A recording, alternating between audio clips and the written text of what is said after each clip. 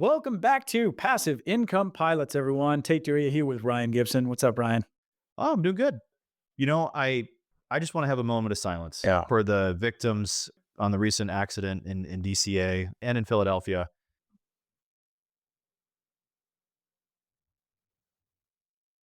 So hats go out, to all the victims involved. Very tragic event. And this show doesn't really talk about airplanes and aviation accidents, but just such a demoralizing event for all the families and military men and women that were involved, and our hearts go out to them, and the families. So, Absolutely. but anyway, don't mean to start on a negative note, but man, first aviation catastrophe in 16 years in the United States. What a safety record.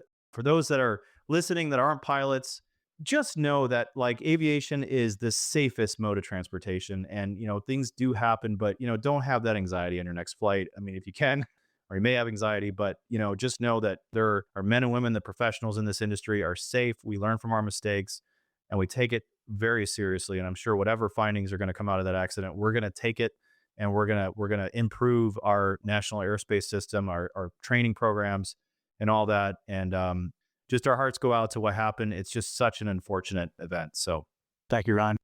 yeah. So back to the show. Tate, we've got a killer episode today. I think You really do. real estate is all about finding money to buy your property, whether it's a loan or a down payment or structuring financing. And sometimes it might feel like there's no hope when there's interest rates that are super high and the sellers want a lot of money. But the thing that I love about real estate the most is it's how creative you can be. When people ask me like, what do you love most about what you do day to day? All I do, and Tate, you do the same thing, like creative deal structuring. Yep. How can you creatively structure the financing? Create win-wins. Yeah, to win wins, and We create wins for everyone around. it's all we do all day. Yeah. It's so wonderful because real estate, unlike other industries that are conniving and backstabbing and it's they're played like zero-sum games. Real estate is not a zero-sum game. Just because I make money doesn't mean Ryan doesn't. Just because you make money doesn't mean the next guy doesn't. It's you can structure things creatively where everybody wins, and that's what we're talking about today is creating creative strategies, right? That let everybody win, that solve a problem for the seller and create a winning scenario for the buyer and vice versa. So I'm excited to get into it. And you might be tuning into the show and you might be thinking like, okay, what's the so what? Like, I'm just a passive investor in Tate's Orion syndication through Spartan or Turbine. You might be like, why does this matter? It matters because when we present a deal to you guys to invest in, and we're going to talk about like, hey, the seller is carrying back the note, or we've got seller financing, or we've done some kind of creative deal structuring. We want to pull the curtain back and show you guys how we do that. Or if you're listening to the show and you're like, man, I'm trying to buy my short-term rental, I'm trying to buy my own house, or I'm trying to buy a small multi-family building, and I want to structure the financing in a way that makes sense. This episode's going to really ring home for you because you're going to have a ton of creative financing strategies to take away from this, and a great resource nonetheless as well. So, Tate, who is this gentleman that we're bringing on the show today? Absolutely. This is Chris Prefontaine. Chris is the chairman and founder of Smart Real Estate Coach. He's been in the real estate industry since 1991 and educates on creative financing, subject to wealth of information. So we're excited to get into the show. Without further ado, Welcome to Passive Income Pilots, where pilots upgrade their money. This is the definitive source for personal finance and investment tactics for aviators. We interview world-renowned experts and share these lessons with the flying community. So if you're ready for practical knowledge and insights, let's roll. Chris Prefontaine, thank you so much for joining us. You bet. Glad to be here, guys. Chris, I'm so excited about today because we're going to get into how to finance deals and how to do it without a bank. So that's really cool. And then we're also going to talk about ways that you can be active in this and offset more of your W-2 income. Because I know a lot of pilots out there, they want to offset that $400,000, $500,000 that they're making per year. So we're going to get into all that stuff. But would you mind just kind of who are you and kind of what you do and how long you've been in this industry to give you the platform to really talk about in educating our listeners about this kind of stuff? Yeah, I'll give you the 10,000-foot view as I shared with you guys before. And if you wanted me to peel it back, I'm happy to. I'm in my 34th year in real estate. So I will put them to sleep if I go back that far. I started in 91. I built hundreds of homes. Then I transferred into putting my broker hat on, building a franchise and selling it to Coldwell Banker. That was 2000. And then I ran up through the 2008 crash, which was the impetus to what I'm doing today because I had, 23, 24 properties, maybe all different asset classes. But one key thing in there, I know pilots for the most part probably have great credit and great income, right? I had great income and great credit. And then I went in the toilet when the market tanked and I was on 23 loans personally and they value chopped by a half or 2/3. So that was a major lesson. And then I said, okay, I got to re-engineer things if I'm going to do anything in real estate. And that was create some new rules. We're not going to use banks to your point earlier that you alluded to. We're not going to put gobs of our own money down and we're not going to go out and borrow even privately. We're going to do everything on what I call terms, which is creative real estate. So everybody gets a general term. And so that from 2012 on, that's all I've done personally. And then organically around 2014 or so the last 10 or 11 years, we had demand to teach it. And so now we're all over North America doing deals with students the way that I discovered the hard way out in the field. You know what? You know, it's so funny because people ask me all the time, like, how did you get into your first self-storage deal?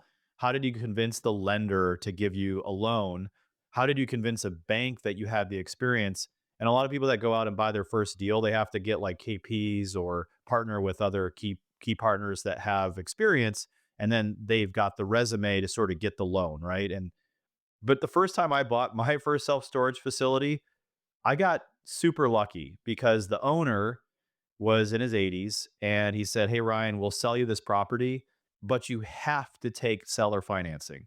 Meaning that meaning that Sweet. yeah, and I mean there was negotiation involved in that, but he was basically like, "Hey, you have to take seller financing because when I sell this property, I have no basis in it because I've owned it for 30 plus years.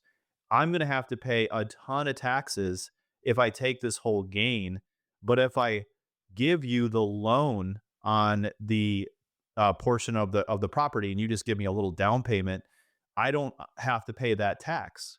And I'm in my 80s. I just want the cash flow. I don't want to do the work on my storage property. And I was just surprised to hear that A, number one, and B, like there are tons of deals out there where sellers actually want to give you the loan back on the property. And so that's why Tate and I are just delighted to have you come on and talk about these different strategies because while that one kind of fell in my lap, I know that there are some techniques to sort of show sellers the benefit of getting a seller carryback and make them go, "Oh, hey, light bulb, like this is actually benefiting me and it benefits you, the buyer, because you're not going to a bank." And I mean, let me tell you about my first flip, right? Like I called 30 banks to get my first loan. And so like it's a lot of work. So if it might be a lot of work to get seller financing, but it's a ton of work to get a bank loan. So would you just kind of really like for an airline pilot that's hearing about seller financing for the very first time, like that might even be a term that they don't even know what that is. Can you kind of just break it down from a top level? Yeah, sure. Let me just comment on that. You said that all the work it takes, but the other piece of that is, and then I'll talk about the owner finance mechanics and we can rip it apart. The other piece of that is when you go get a bank loan, yes, it's a lot of work, underwriting and all that, but you're also 99% of the time going to sign personally, especially if you're new. And if you're flying around and you're busy and you got great credit and great cash, why risk your personal assets if you don't have to? So we'll plant that seed for now, I guess. So owner financing, picture this. You as a pilot, you drive by and you fly by many banks. All you're asking the seller to do is be a bank. So you did a self-storage. I did my own office building this way. All I said was to the owner was, you be the bank. I make monthly payments to you. And at some year in the future, we'll have a balloon payment. In this case, it was 20 years. It was a good deal. But just picture that. So you're buying a property instead of new money coming to the table. If you ever bought a house as a pilot, you bought a house, new money comes to the table on the settlement statement. It has the bank name there and the amount you borrowed. Instead, it's going to say owner financing of some sort of language with that, depending on what the title company wants to see. And then there's going to be a promissory note and a mortgage. That's it. Promissory note outlines your promise to pay. A mortgage secures that particular seller as the bank. Just like a bank has a first mortgage on your house when you buy it with new money, the seller is going to have a first mortgage position, so they're protected on the building or property you buy from them. So I could buy a $100,000 house. Seller could carry back an $80,000 seller finance note, and I got to give them $20,000. They're going to hold an $80,000 note on the property. And I promise to pay that note over 20 years, 30 years, 50 years, 100 years, whatever, but whatever that promissory note says.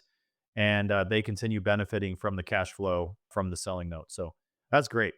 Yeah, and to your point earlier, Ryan, like the guy, same story with me. The guy was an elderly guy. He's since passed away, but in 18, I bought this, and he said, "Chris, the realtors don't get it. I have a 4x8 sign on a busy road out there. It says owner financing. I want it for estate planning and tax reasons." Right? He probably knew he was ill, and he said to bring me offers. I don't want it. I don't want to pay the tax up front. It allows him to spread it out over time. Same exact scenario.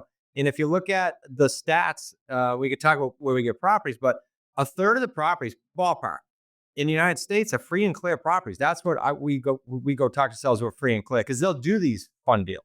Now, think about it. Like, how many baby boomers own real estate that are retiring that don't have heirs to give their properties to? And they've owned the property forever and they've got the note paid off. Everything's free and clear. And here comes a motivated person to buy the property and they're asking for that note. Can you talk about the tax benefit? Because I think that's really important to understand. What do you mean there's a tax and estate planning benefit? What's that all about? From the seller's point of view, yeah. Exactly. Yeah. Let me hit a few things in no priority order. So when I say estate planning, think of the guy who passed away sadly with me. He did not want to give his wife and his son, who he thought was going to get the building, and he moved as an attorney to Chicago and he's left by himself. He did not want to give them a building to run. He wanted to give them a cash flow stream. That was his deal. Now, the tax issue is this. I don't want to get too crazy, and I'm not an accountant, so disclosure. Do it this way for everybody to understand, even if you're listening driving. You said that there was no basis with that particular gentleman, but let's throw a basis at this, right? Let's say, And what is a basis? Just for everybody, let's not leave anybody behind. What's basis with mean? that. Yeah. So I buy a building tomorrow for $500,000, and I have some costs involved. That cost of that transaction and related costs are now what I start off my day one with, what they call a basis.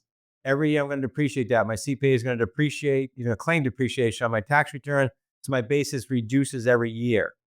Now, so to your point, the gentleman had zero basis. Everything's going to be capital gains in that scenario. Let's paint a picture for someone to understand round numbers. I buy a building for $1 million, and the seller their accountant tells them your basis is down to $500,000. If I structure an owner financing payment, again, I'm just using round numbers, of $5,000 a month to that seller, and it's principal only, which is primarily how we do it. No interest. We give them the price, but we don't do interest. Every time I make a $5,000 payment to that seller, because his basis is half of the value I'm paying, half of his payment each month is subject to capital gains. That's it. And it's spread out over time. He doesn't get whacked all up front. That's how capital gains in the basis works. So you remember, guys, we've had episodes, and Tate, I don't know if you have the episode number off the top of your head, but we talked about cost segregations, bonus depreciation. Yeah, a whole new world. And straight line depreciation. So just to get back to I think we talk a lot about basis on the show, like, oh, I have no basis in this or whatever.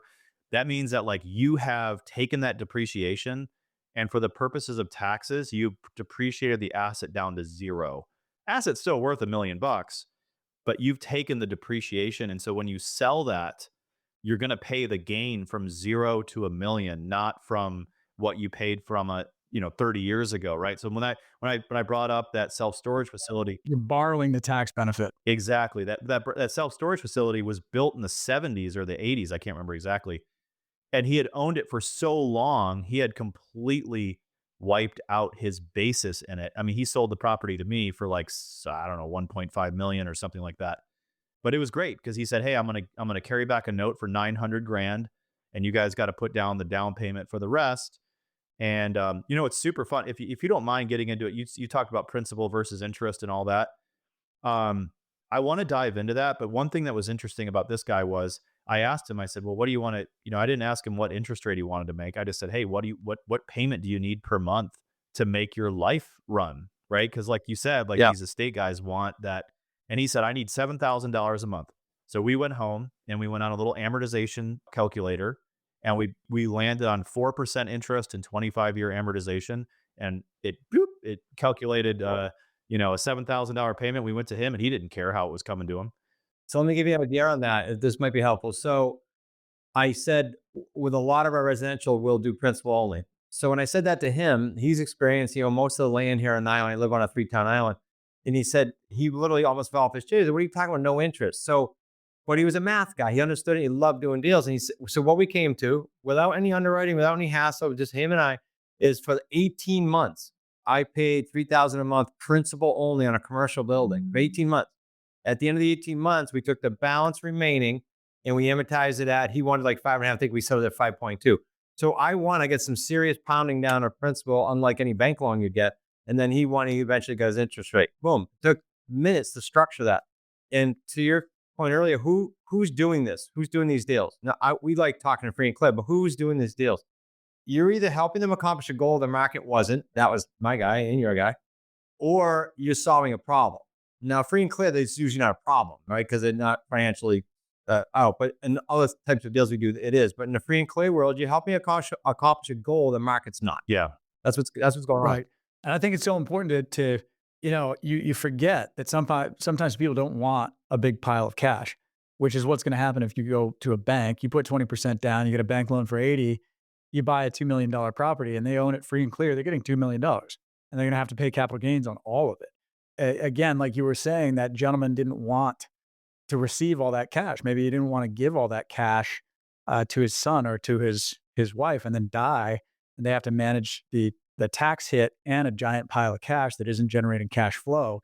Instead, he can structure it so that it generates an income stream that sits in a trust and pays out over time in his absence. Real quick, I want to shine a flashlight and click into the other side of this, because there might be a 65-year-old pilot or 64.5-year-old pilot who's about to retire. He or she has a bunch of rental properties. They're all free and clear.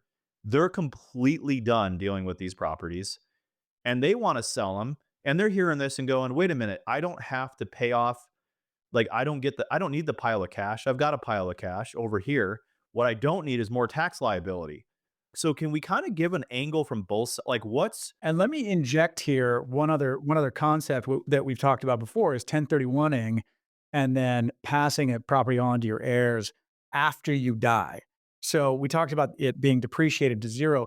If you pass a property on to an heir after your death, they get the step up in basis. What that means, if that property is worth $2 million, but your basis in it is zero, meaning you sell it, you recognize that $2 million capital gains, you're going to pay the taxes on that, versus if you pass away and pass it on to the next generation, they get the step up in basis. Now the basis is $2 million, they can sell it the following day and they pay no capital gains tax.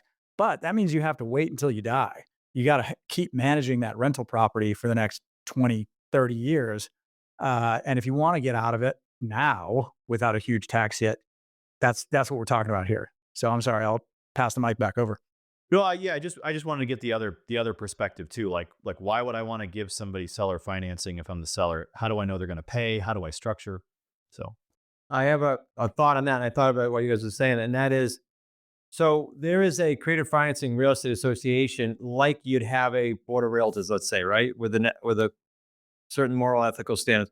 So when I talk to sellers and I go, yeah, I got 10 calls this week, or, I say, okay, great. Make sure, whether we talk ever again, make sure that they are accredited by the Creative Financing Real Estate Association. So if you have properties, to Ryan's point, that's all you got to make sure. All the people in our community have to be, but we're not the only ones. So you just want to make sure you're in good hands. And if you're in good hands, you'll have deals that go to the finish line. yeah, let's talk about the benefits of how you can actually potentially make more money on the sale of the deal if you provide seller financing, Of course, at a lower interest rate than maybe the market would bear, right? I mean, that's a strategy too, right? well, yeah, if you're going to be a bank, and everybody has their money invested in different places, so there's no judgment there. It's just that if you're going to be the bank, two things can happen.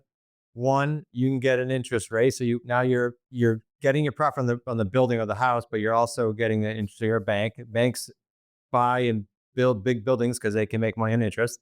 And then secondly, we typically pay a premium on properties as long as we get our term. So the building I bought wasn't a huge building, but I gave him his price. Nobody else was. Why did I give him his price? Gladly. I was getting principal pay down. I was getting a nice long term and I didn't have to go through underwriting. So if you're sitting on property, you can be the bank and pick up that extra profit center and get some of your wish on term too for your estate planning. It's a win-win. Absolutely. And like Ryan said, you're literally receiving more total dollars in the door than you would if you just sold it outright. Because that $2 million building, it's worth $2 million today.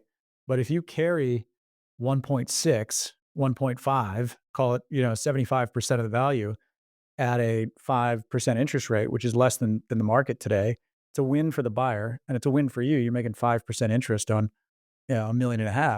That's a great income stream. Now, it depends on what you have available to you to go and roll that money into. Maybe you have a deal that you're going to make, 10% on the money and you're like, nah, I'm not interested in, can you speak to that? I mean, what are the alternatives that these people have or that what they don't have in order to be attracted to the idea? Or does it have to revolve around the tax benefit? And you're saying obviously within this real estate realm, right? That's what you're talking about. So because they have all kinds of options, right? Right, exactly. I mean, why would someone want, other than the taxable gain that they don't want to recognize, why else might someone want to say, sure, I'll give you a 5% interest loan. I'll carry the note instead of just getting a lump sum. There's an opportunity cost there, right? Because now they don't have that whole $2 million to go do something else with, right? Well, and I definitely don't want to poo-poo any stock people out there, right? But let me just say this, just for a quick comparison.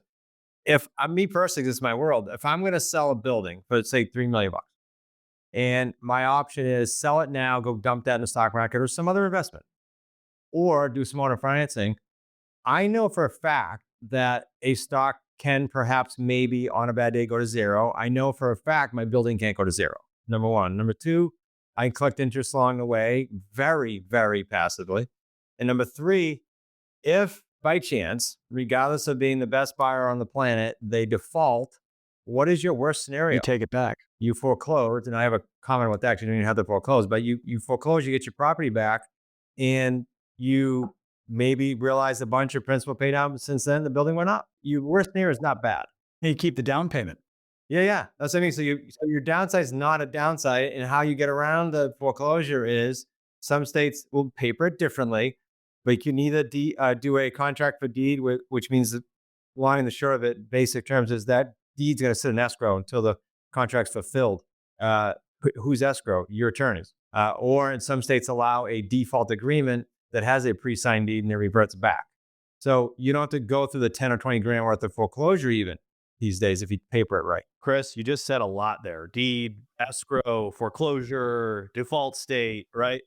Right. Attorney. That's what I just heard. So who's your, so I'm a pilot. I'm just like listening to this conversation. I'm like, man, I cannot wait to get home from my trip and list my property with a big old sign that says seller financing available. But who needs to be on my team to make these documents like be bona fide and recorded correctly and all that? Who's my first call on that?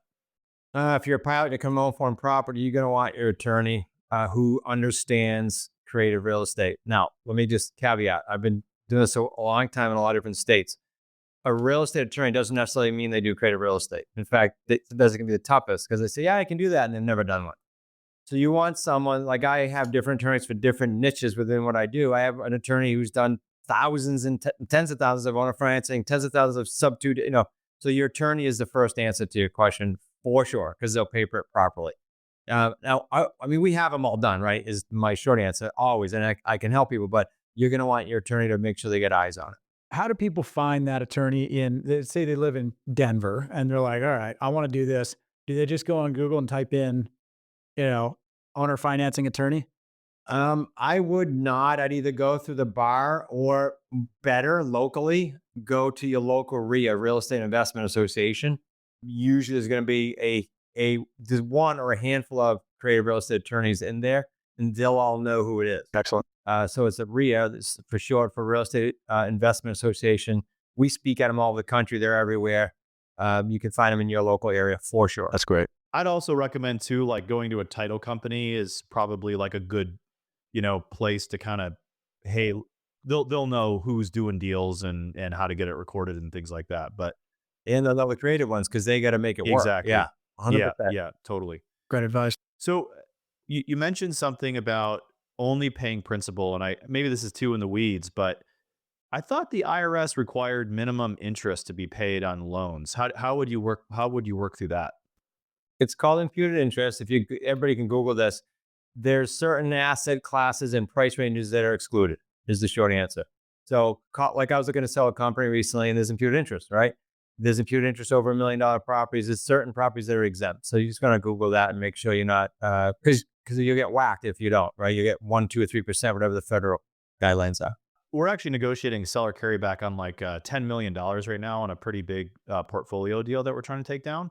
But what's your sweet spot? Like, what's the right, like? Is this for big deals, small deals, medium sized deal? Like, what's your down the fairway, down the center line, kind of deal that you're typically seeing, like loan amount, seller carryback? Like, what does that look like to folks?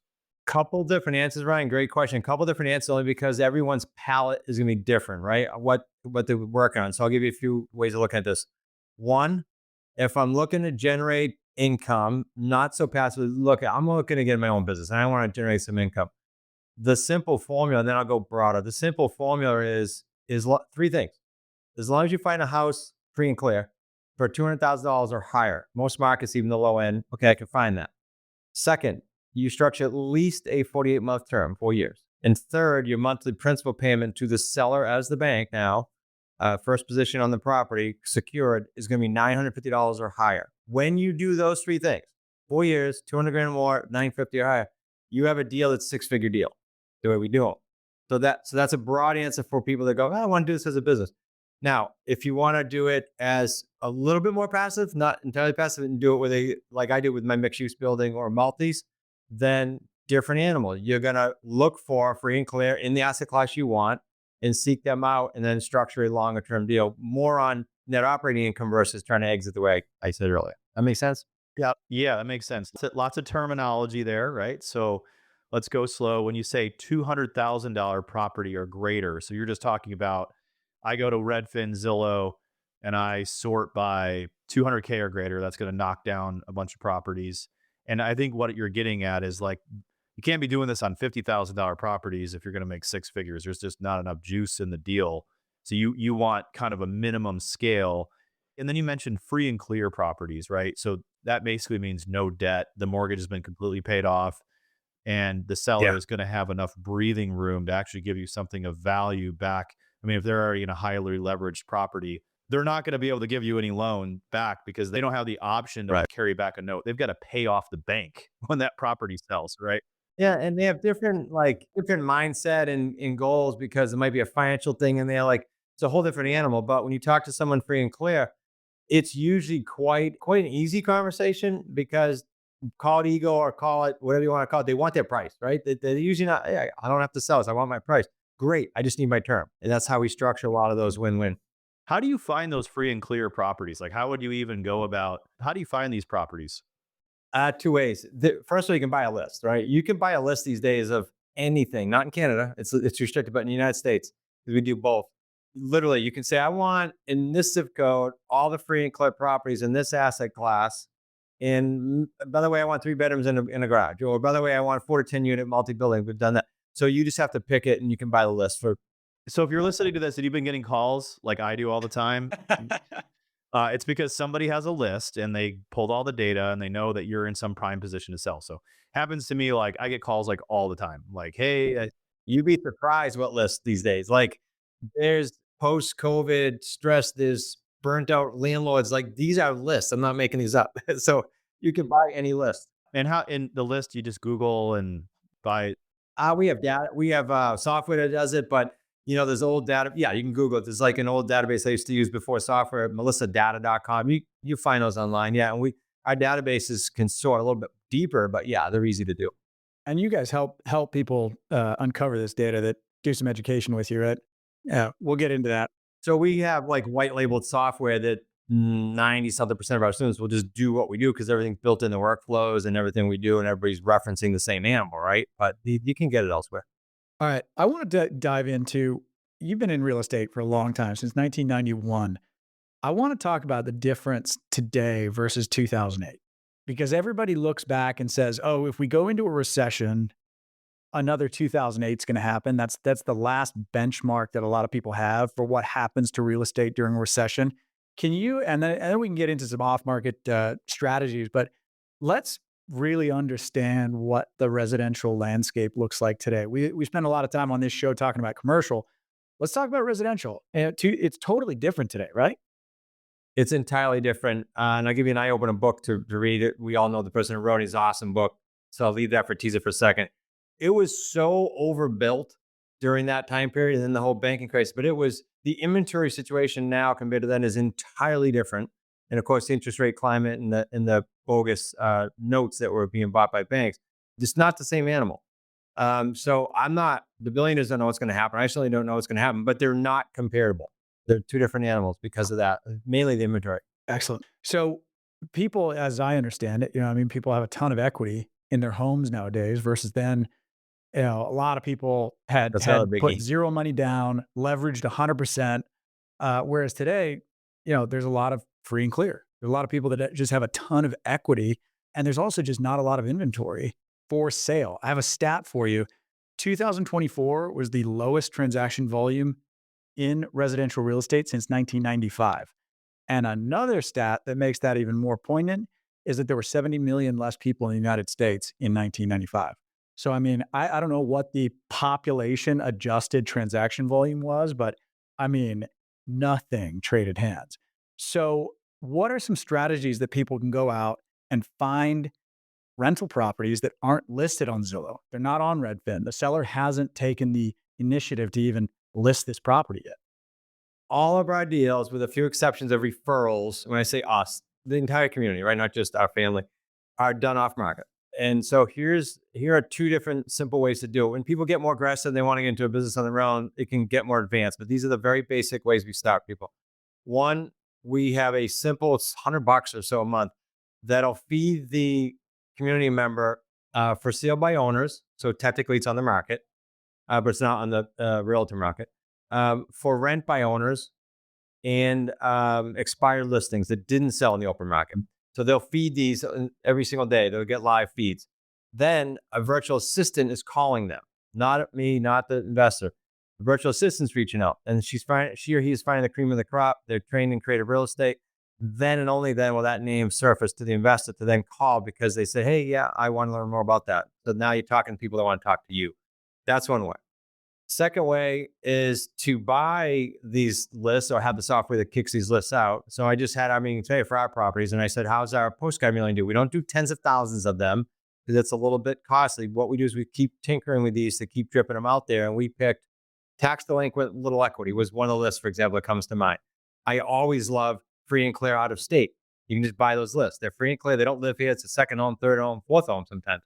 And those are great lists. So those are just like 5 categories that we swim in, and it just depends what the market's doing. So a quick example, during COVID, I remember like it was yesterday, March hits, our community deals taken in, we call them takens, but properties under contract, quadrupled in 1 month, boom, because sellers were scared and they needed a guide. 2 months later, as you guys know, everybody was selling everything like nothing just by throwing it on for sale by owner. So we fished in a different pond. We didn't fish in for sale by owner anymore. We fished in, a different pond with maybe a niche list. But they're all off market with the exception of a FSBO for sale by owner advertisement. When I first got into real estate, I never understood this distressed seller out of state off market thing because I was so hungry to like buy rental. I was like, buy, right? I was like, I'm going to buy a rental property in Cleveland and Philly and do all this stuff. And then it hit me like a ton of bricks. Like, I want nothing to do with this property anymore. And like, I started answering those calls from wholesalers and from people that were trying to buy my properties off market because I was like, God, please take this property from me. Like, I want an easy transaction. I don't want to deal with anything, and I just want it gone, right? Because I was out of state, had equity in my home, and I had no interest in running There you go. that rental property anymore because I had started my own commercial real estate platform, and it was just distracting me. Right. And so, like, to Chris's point, like, he's been talking about situations and lifestyle and all that stuff. Like, I was the perfect person to call because I was like, yes, I'm going to sell. When can you close? And I don't want any nonsense about doing all these walkthroughs and taking all these pictures and all this crap. I was like, I just want you to buy it, right? Like, for a timing, right? Timing. Yeah, totally. So if they got you week one when you bought it, you would have been like, I'm all set, right? So it's just timing. Life in real estate, life changes. Chris, how many touch points do you find that you need, just to catch anybody up that's not fully tracking here? What we're talking about is finding sellers, finding property owners that are motivated to get rid of their properties, but haven't actually taken the initiative to go list it yet. And you're trying to shortcut this process by getting in front of them first to say, hey, I want to buy it. I want to make this easy for you. You don't have to list it. You don't have to get a realtor. You don't have to clean up the property. You don't have to do anything. Let's make this transaction happen off of the open market. How many touch points do you find that you need? Because I own a small multifamily in South Carolina, and I've gotten a letter or two, but I've only received one from each person, and then they just disappear. And if somebody sent me 10 letters, I might call them back. Or at least if you needed to, you know who to call, right? Yeah. Yeah, right? Exactly. Yeah. And maybe that's their strategy. They send me one letter, and if it was the right time, sure. But I mean, do you send multiple? When we mail, it's got to be a minimum of 3, and it should be 5 or 7 when we mail. And I say that because when I came out of the crash, I had zero money and zero credit. I mentioned that earlier at the beginning of the show. So my strategy was I got a phone and I know how to get the list. That's all I could do because I had nothing else. Now, as we expanded, we've been buying lists and teaching that. But I would say at least 3. Yeah. Yeah, and I think to your point earlier, you talked about sending 10,000 letters a month or something like that. Years ago, I ran an off-market campaign, and like you buy this massive list, and you have thousands and thousands of people to mail. But I think the most important thing is like, yeah, you got to mail them all. But the second time, the third time, to your point, Chris, like that's the most important. So rather than hit 10,000 people once, I'd rather hit 500 people, 10 times, right? And Right. I'd rather do like a smaller, more manageable pool than trying to cast the net super wide and then go, oh, I sent a letter out and nothing worked. Part of it is what you just said, manageable. You said key thing because whether you got all day to field the calls or not, and I don't want you fielding the call right away. We'll have a system, but whether you do or not, you got to watch that. So we'll take a list of only like I think today's was 3,000, but we'll do 500 like every other week just to keep the phone ring. It's all. It's nothing crazy, and it's nothing crazy cost wise either. Chris, nearly everybody listening to this show has some property in mind that they'd like to buy. I'm sure, whether it's an Airbnb or it's their next house. How would that person approach the conversation with the seller about potentially having a seller carry? Yeah, let's talk specifically about them wanting their own house, right? Let's just use that as the example. That's the easiest call to make for your VA or you if it's your own personal property because you sincerely, like I bought a home on the island here and I was trying to get near the water. So once I found mine, my kids wanted to do the same thing. So I just simply either mailed or called and said, hey, I'm looking for a home for a family member. And that was an easy canvassing to do. It's an honest call. It's conversations that happen. As far as them holding paper with owner financing or the other ways we buy, I always say, if my initial conversation with you, act like you're talking to your neighbor. And I'm talking to Tait and I say, if they say, yeah, I'm interested. Okay, great. I want to know where they're going. Like, yeah, we were thinking about moving. Great. Where are you going? How soon did you want to be there? And what if that doesn't happen? That tells me if they're motivated or not, right? That's good. Just like you're talking to your neighbor. Hey, I saw your sign. Where are you going? Great. When did you need to be there? What if that doesn't sell? It's just a normal conversation. And you look and listen for something you can solve for. That's all it is. Like the guy I mentioned, like Ryan had his guy. You just listen for something to solve for. You're not trying to convince them. And my question then to them is, okay, if I can get you full price, I haven't seen your property yet, but if I can get you to your price, are you open to doing that on a lease purchase or owner financing? Would be sort of a line that I would use. And you find out right away. That's great. So, Chris, 2 things I can summarize from that.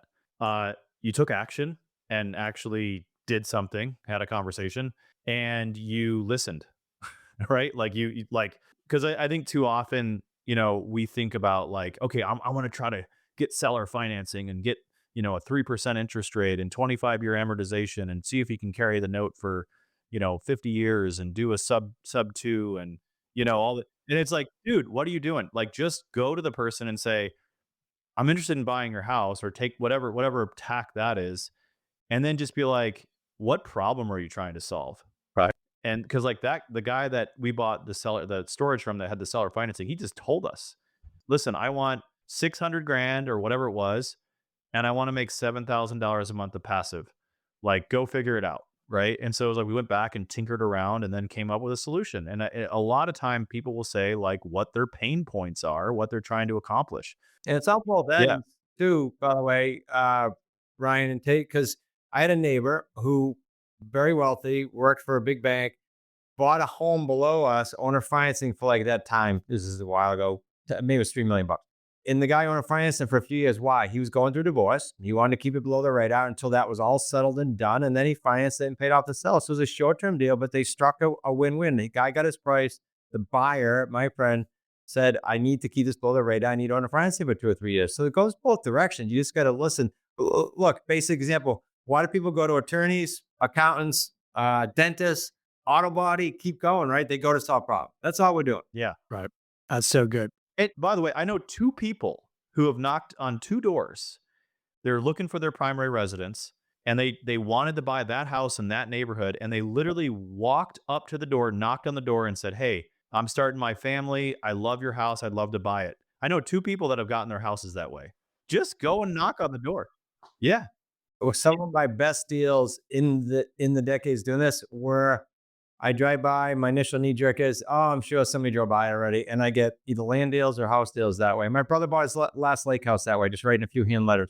Yeah, and I want to stress the timing, right? Because like one of my acquisitions guys on my team, he was leaving fly fishing out in the western slope of Colorado, and he was getting onto the highway, and he looks over and he sees a self storage facility, and he goes, "That looks like a Spartan deal." And so he got back to the office. He looks up the seller, he calls the seller, and the seller goes, "Good timing. I was just getting ready to retire. I want to move to Texas and do my retirement thing. Yeah, I'll sell it to you." Drafted up a contract. Done. All Yeah, time it's all about timing, and I'm sure that guy got hit with 1,000 letters, over the years. but Yeah. but we hit right at the right time, and timing is huge because you never know how circumstances change. Just stay at it. However, at it consistently is for you, just stay at it. Well, I think the off market and the owner financing are really powerful tools. I think people need to be aware that these are strategies that your general partners are implementing in large scale real estate deals, and you may be a limited partner. You may be a passive investor in one of these deals that's already using one of these strategies. But if you want to implement this, Chris, we want to make this as user friendly and as applicable to people as possible. If they're having that conversation with the seller and the seller says, to their surprise, yeah, I'd be open to that. And then they go, uh-oh, I got to figure out how to do this. Yeah. How can they find more resources in terms of, how to structure it? Are there books that you would recommend? Or are there examples that people can go and consume so that they feel more confident in structuring something that's fair for both sides? Yeah, I'm big on free because there's so much stuff out there, right? So on YouTube, for example, I don't know if it's approached 500 now, but there's several hundred deals. We just post them if you type in Smart Real Estate Coach on YouTube. So they can go watch that ad nauseum. There's so many different ones. As you guys know, no one deal is the same. So you go on there and get a feel for what I referenced earlier about the paydays, the 3 paydays, and what these deals look like. And then we ship out our free book to your tribe. They can just go to wickedsmartbooks.com/PIP. And it's not one of those offers, guys, where they goes free book, and then you got to put in $20 for shipping. It's free. We ship it out of here for free. You'll get the physical That's book. amazing. And I Yeah, love that's it. awesome. The Rhode Island accent, I'm just like, I'm loving it. Well, it's actually Massachusetts, and I Okay, transplanted okay. to Rhode Island. Yeah, That's like I was a gonna say it say. seems a little bit more up the way. Anyway, so we already kind of like went deep into the seller financing thing, but we also wanted just to maybe lightly touch on subject two. And then also, like, there's a pilot listening, I know it right now, who's like, man, this is like too much work. I don't want anything to do with this. I just want to make money. How can I just like passively like rental properties are not passive True. activity, right? Like that we try to preach that on the show. Rental properties are active work. Like you have to find the deal, you have to finance the deal, you have to manage it, to manage the manager, whatever. It's not a passive deal. So if there's a conclusion that we can talk about that, but like let's get into subject two real quick because I've heard the sub two and all this, and it's kind of become this popular strategy, especially because interest rates have spiked to like 7-8%. So sub two, I think, is really taken off. What the heck are we talking about here? Yeah, I was gonna say, let's keep it at that level. So here's what sub two means when you see it online or anywhere else on the show. I buy Ryan's home this time, instead of the way we described with owner financing. Instead of that, what happens is I'm not bringing new money to the table. Ryan, unlike the free and clear owner, might be someone that wants some relief financially. So what's going to happen on my settlement statement when I buy his home is the loan's going to stay in his name that he got from whatever bank it is. And it's going to say on the settlement statement, subject to existing loan with XYZ bank and the exact amount he owes as of the day of closing. And sometimes people are behind, but let's just say just the loan itself. That loan's going to stay in his name until someday I cash it out, even though the property's going to transfer. And again, I'm not an attorney, but you're gonna put that into the proper vehicle. Could be a trust for you, but you get someone that knows how to do subject to deals. And let me say it from this standpoint, because I lived it. In '08, I was on everything personally. So when the crash came, the door got knocked on. I get called from all kinds of creditors and banks. Okay, going to COVID, I had about 76 different properties. Guess how many loans I was on personally? Zippo. There's a different put my hand on the pill at night and a different conversation with the seller when you're not signed personally. It's a totally different business model. So that's what that means. That's why we do it. So let me just repeat this back. So I want to go buy a house. There's already a loan in place. And you're telling me that I can basically assume that loan kind of like, and then give the seller maybe a little bit of money. Or not. Or not, Yeah, or depends. not, right? Maybe the seller's overwatch and they're just trying to like avoid like a distressful situation. Maybe they can't make payments anymore or whatever, and they don't want to have that ding against them. And there you are right at the right time as the buyer saying, I'm going to take your loan. I'm going to take this house and I'm going to make the payments on your loan. That's to me sounds like kind of on the verge of like a gray area of like, I mean, because aren't there loan documents that say I can't like that this, There's the due on sale clause. yeah, I want to clarify. yeah. So assume, just so everybody knows, because I get this from my own students. Assume means, because they will go, my VA loan's assumable. You can assume it. I don't want to assume it. Assume means I got to apply for the bank and take that loan over. So we're not assuming. We're paying on behalf of. And to you guys both point, the due on sale clause in '82, the Government St. Germain Act came into play. And that said that I could put my home in a trust if it's for family planning reasons and estate reasons. So when the deal is, I'll call it papered properly, and this is a whole other show, then, and there's even an attorney who went up against the bank and won hands down because of this, because when it's papered properly, you're protected by that Government St. Germain Act of '82, I think it is. So just know there's a proper way of papering it. It's another hour for discussion, but there's a right way of doing it, or it would be a gray area, right? And I've been at this 33 and a quarter years now, and I've never had a loan called. Why? Because we do what we say we're going to do. You pay the bill, right? Banks don't want houses. They want payments. When you do something incorrectly, you may have a problem. Yeah, makes sense. Put this in perspective for me. Is it always someone who's in financial distress? I have a condo, real life, 2.5% interest rate. I refinanced it at the perfect time during COVID. I never want to sell that property because of the 2.5% interest rate, but it's a condo. In 10 years, the building's starting to get a little older. I start thinking, you know what? I'm ready to get out of this thing. Is that a good subject for a subject to? At that point, I'll be 12 years in to a 30-year fixed 2.5% interest rate loan.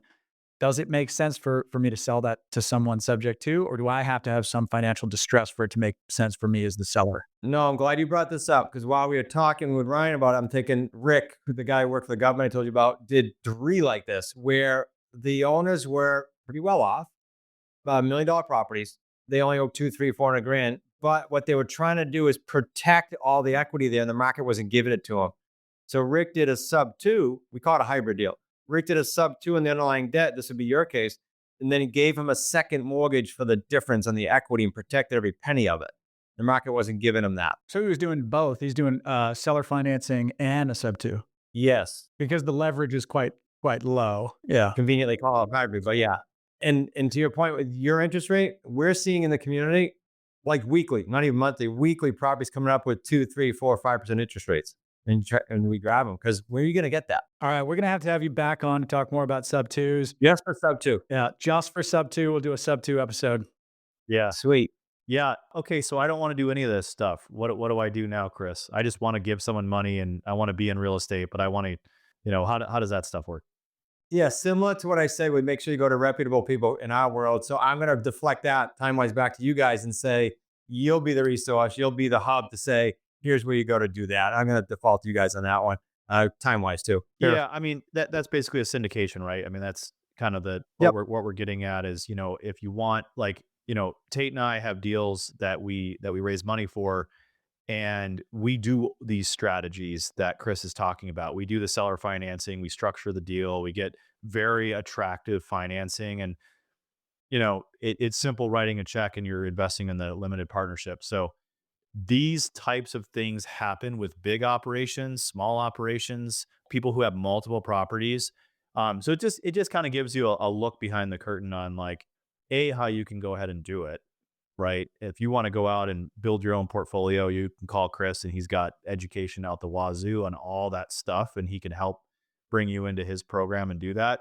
If you're like, you know what, I don't really want to spend my layovers and my days off, I really want to be passive, you can partner with guys like me and Tate, like to do, that we'll go do all the stuff that Chris is talking about. And if it makes sense, right, structure a deal in that way. So this show is called Passive Income Pilots.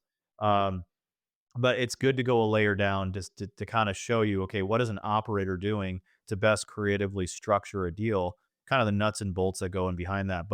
And there's options. Like if you want to do it yourself, you can do it yourself. Great. If you want to do it if you want to do it passively, that option also exists as well. Absolutely. I'm thinking family because we're a family company, we tend to attract that. Look, you're a pilot, you get some cash, you don't want to be active. Well, get some family members started in it. Best way to set them up, in my opinion. Yeah, that's a really good point too. I mean, like, or you're thinking about doing this and your family members want to be passive, and or your friends or whoever, like you can syndicate the down payment side, or likewise, you can share with your family members that want to get into real estate, share this episode, say, hey, you want to get into real estate? Here's a great show on how to do it with, I don't want to say no money down. I think that sounds cheesy because You got to pay transfer or something. there's always money. Either there's nothing is no money down because you got to advertise, you got to pay for classes, you got to spend the time. Time is money. Like nothing is no money down. But what I mean is like you can go buy $1 million property and maybe not have to put down a 40%, 30% down payment. You could probably reduce that a lot through some strategies, but you're going to pay money to get there. Like don't let anybody say that. We bought, Yeah. I'll do a tease that we bought an oceanfront Cape Cod, a resort area for 945 grand. We put 8 grand. Unreal. Amazing. Beautiful property. Yeah. So if you're interested in doing it actively and rolling up your sleeves and learning, first of all, investing a ton of time and energy into actually learning and becoming smart with this stuff and implementing some of these strategies, go talk to Chris. How do people get in touch with you? They can just go to that link, thewickedsmartbooks.com/PIP. They'll get me that way, or the website, smartrealestatecoach.com. We'll link to that in the show notes. Chris, thanks so much for coming on. We look forward to having you back on to talk more about the sub twos. Thanks, guys. A lot of fun. Thank you. Thanks, Chris. And thanks for tuning in. If you guys have a question on one of our topics, you can always email us at ask@passiveincomepilots.com. Until then, catch you on the next episode.